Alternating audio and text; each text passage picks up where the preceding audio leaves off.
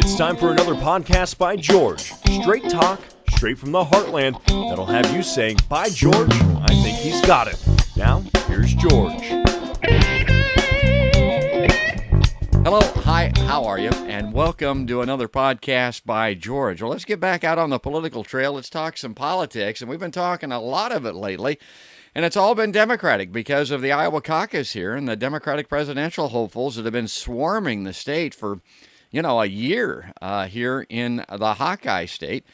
And the fact of the matter is, let's turn the page a little bit. Let's look at the other party. Believe it or not, there's somebody running for the Republican presidential nomination in 2020 other than Donald Trump. And that's what we want to get to today. Joining us on the Podcast by George live line is the 2020 presidential candidate. He's an outdoor enthusiast. He's the former South Carolina congressman and governor of the great state of South Carolina, Mark Sanford. He officially announced last Wednesday that he was running against Donald J. Trump. Welcome to the podcast, Governor. Well, treat to be with you. Yeah, the phone line sounds good. I'm glad to be able to spend a few minutes with you. The question I have to ask right off the top, and I'm sure people are asking you this too, we're told that, that Donald Trump is extremely popular with Republicans in the Republican Party. And if there's one president that probably doesn't need to be primaried, at least on that basis, we'll hear that it's Donald Trump. Yet a lot of Republican friends that I talk to are not that crazy about Trump and a lot of things, particularly his Twitter account, it seems like. But the polls don't seem to reflect that. Why primary Donald Trump? Because I indeed think that we need to have a conversation about what it means to be a Republican these days. I think the party has lost its way under this administration. I think the president's done some good things that I'd be proud of as a Republican. But he's also led us in a direction that I think is destructive in terms of the party itself, and more importantly, to the American way of life, whether you're a Republican, Democrat, or independent. I think that if you look at, for instance, the pileup of debt, when the president ran for office, he said, if you elect me, I'll eliminate the debt over the 8 years that I might be in office.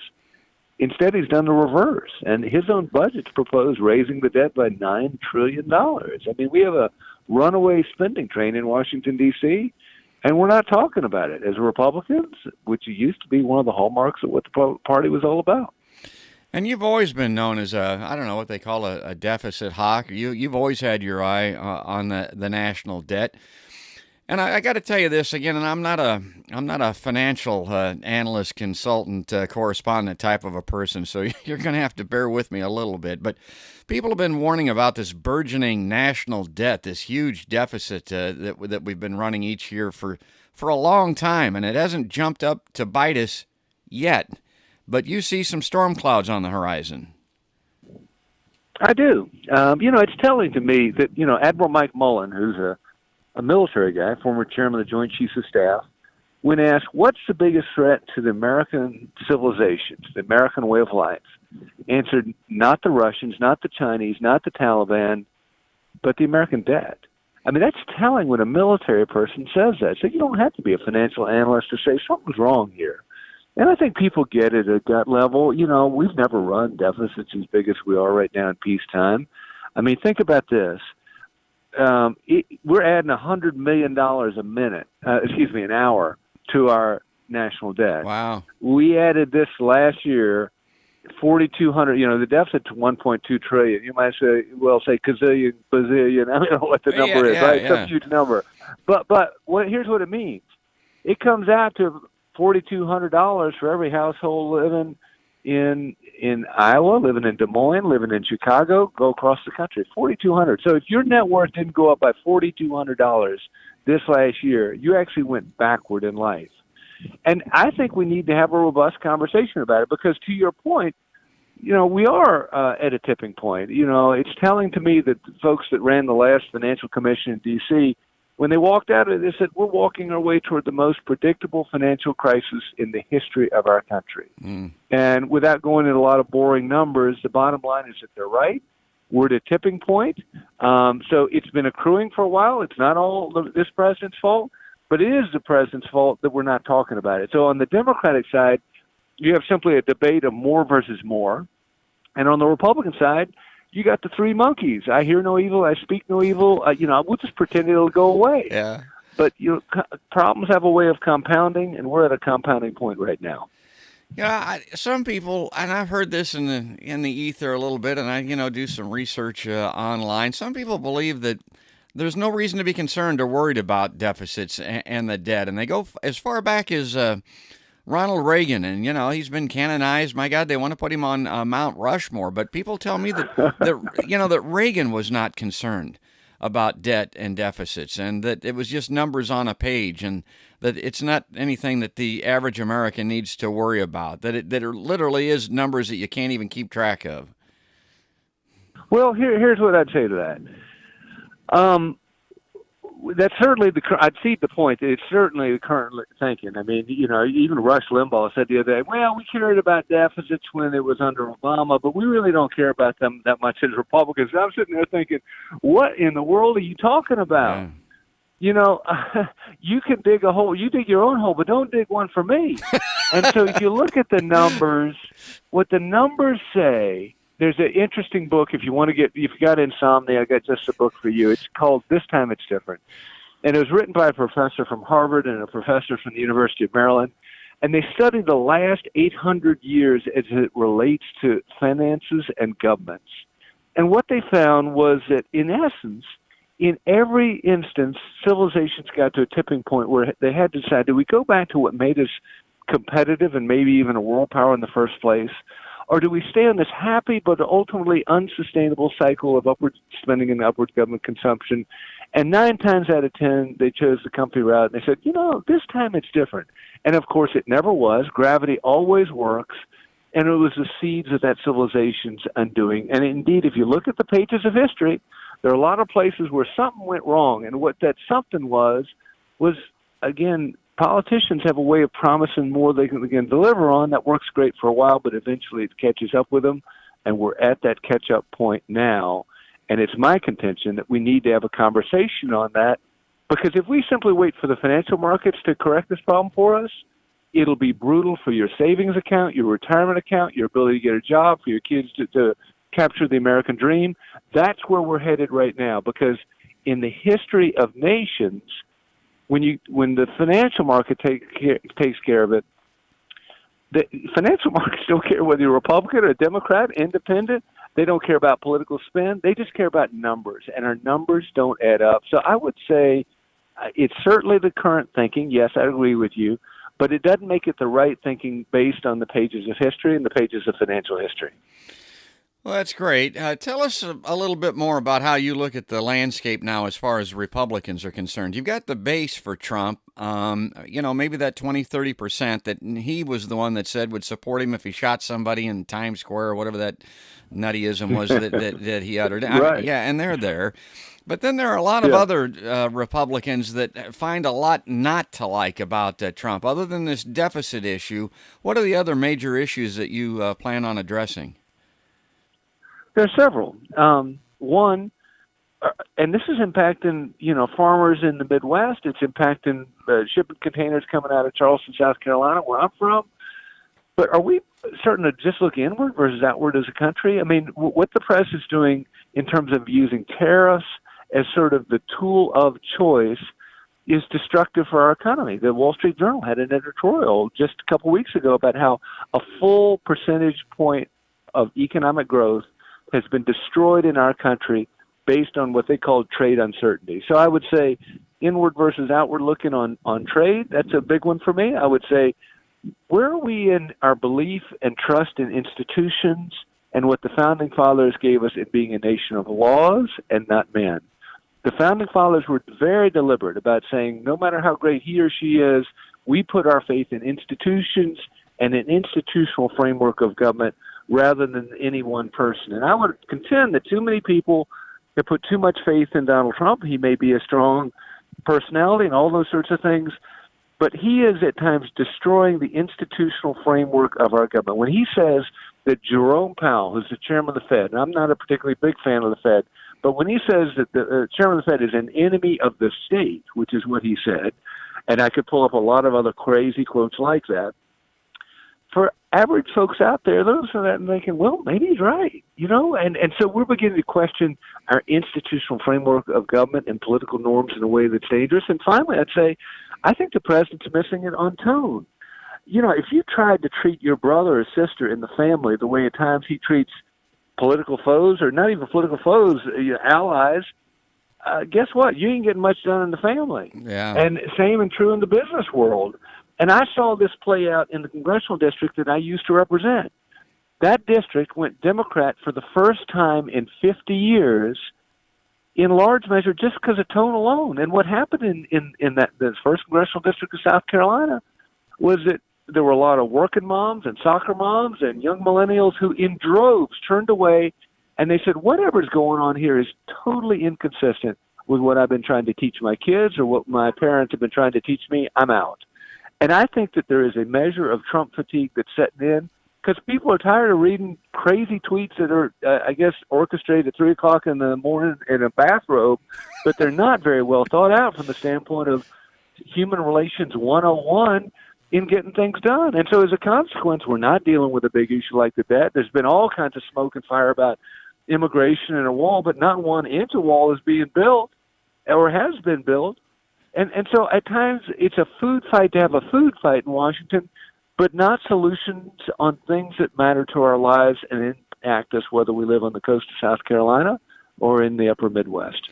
Well, healthcare would fall into that category also. And, we have a tendency to look at the two-party system that we're living under, and we look at the Republicans and the Democrats, and you talked about, wanting to peel some of these Republicans off that are dissatisfied with Trump.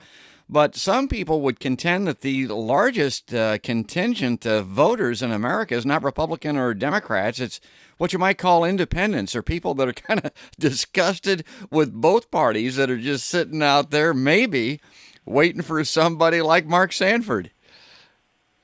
Well, we'll find out over the weeks ahead. Yeah, I mean, that's certainly my aim, is to say, can we once again recapture common sense in American politics? I have friends that come to me and say, I don't want to vote Democratic because a lot of these promises are going to cost me. They're just too many add-ons. It's too crazy from a financial standpoint. And then other people say, but I can't vote Republican either. I mean, it seems to me that Donald Trump acts like a crazy man half the time, and I don't want more of that. And so I think that there is an increasing awareness of a need for what made this country great, and that is common sense conversation around the middle in the way that we compromise as, Midwesterners and Southerners, as we compromise as Republicans and Democrats, as we actually come together and fix things. This isn't your first political rodeo. As you mentioned, you served in the U.S. House of Representatives. You were the governor of South Carolina. You've got experience and knowledge about how politics work. How do you primary a sitting president as a Republican?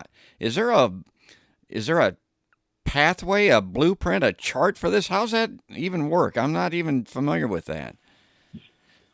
Well, nor is anybody else. It's a tough road. I mean, and if you look at the last 5, and I love history, and so you look at the last 5 challenges to a sitting president from within their own party, it doesn't generally work out that well for the person challenging. But in every instance, that challenger has been able to raise issues and in some cases change the debate, some cases change the actual electoral outcome in November that did matter. And so, I'm not delusional about, any great groundswell that'll, come up in the Republican Party for me. But I do think that maybe we could help to create a conversation that needs to take place on what it means to be a Republican, on where we're going with the financial ship of state and how we're headed for a coral reef that could rip up not just the ship, but frankly our lives as well.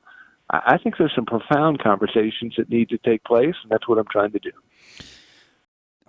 What's the course ahead? Where are you going, and where will you be? Well, I was over that way a couple of days ago, and I'll be back over. And so I'm making intermittent stops, and at the same time trying to again get a larger message out to people across the country, and at the same time trying to spend a concentrated amount of time in a state like New Hampshire. sadly, they've canceled the primary in South Carolina. And South Carolina used to have the first in the South primary, and that was, a big thing for our state. They canceled it this year. But I think that should tell all of us something. I mean, you don't do that in the world of politics. If you have a chance to pick up an 80 or 90% win, which is what they allege their level of support to be, you take that win all day long in the world of politics, particularly not just because of what it would do in South Carolina, but its echoing effect in other states that follow in the South. But they didn't do that. They took it off, which says to me somebody's looking at numbers within the Trump organization and saying, wait a minute, our support is a mile wide, but it's an inch deep. We need to be concerned. We'll take South Carolina off the map. Because in this case, you had a former two-term governor, somebody had been 12 years in the House of Representatives, who knows a fair number of folks in South Carolina, who's built a couple of successful political statewide organizations in the state. They just took that contest away. And I think that should alarm all of us. Well, that's well said, and I really appreciate you coming on the podcast, and we're coming up here against our 20-minute, try to hold it to 20-25-minute time frame. I'll give you the last word here. Is there anything that I didn't ask about that you'd like to make sure the people, particularly the people of Iowa here, where we're looking at Democrats, basically, and we're looking at a split between what might be considered moderate centrist Democrats and progressives, the Bernie folks, right. As an example. Sure. Any message or anything you'd like to send along to the state of Iowa? Yeah, what I'd say is I'm pleasantly getting to know. I've made 2 trips now. I'm pleasantly getting to know folks in the Hawkeye State, and I'm enjoying doing so. I would ask people to kick the tires. I mean, I'd ask them to go onto our website at marksanford.com. Again, that's marksanford.com. And if you could, just take a look, see what you think. I have probably more charts of grass than you'd ever want to see. It's a little data heavy, not enough in the way of pretty pictures, but it allows people to dig in and come up with their own conclusions. Am I right or am I wrong on what I'm saying about the danger of the financial coral reef that's ahead of us and the importance of us of not staying on the course we're on right now, which is zero debate about the themes we talked about earlier, or the main theme of how much we're spending as a country and the debt and the deficits that are piling up. I would ask people, again, go into marksanford.com and just kick the tires and give it a look. That's well said. We don't have a lot of Republican points of view here on the podcast. Probably should have more. But the one thing I like is this guy, he doesn't have any fear. I mean, he reaches out. He comes on Podcast by George, and he's media savvy, and he's on his way now to try to primary Donald Trump. And I tell people a lot of times for my podcast, I say there's politics on it. And they say, oh, yeah? What kind of politics? I say, well, if you like Donald Trump, you're probably not going to like my podcast very much. Well, that fits our conversation today as well. Thanks again. All the best. You travel safe and well, and good luck here as we come up to that all-important 2020 election. Joining us on the Podcast by George live line today, out on the road, is Governor Mark Sanford from the great state of South Carolina and a Republican presidential candidate for 2020. Right now, we're going to wrap it up. We're going to leave it there. That's another podcast by George.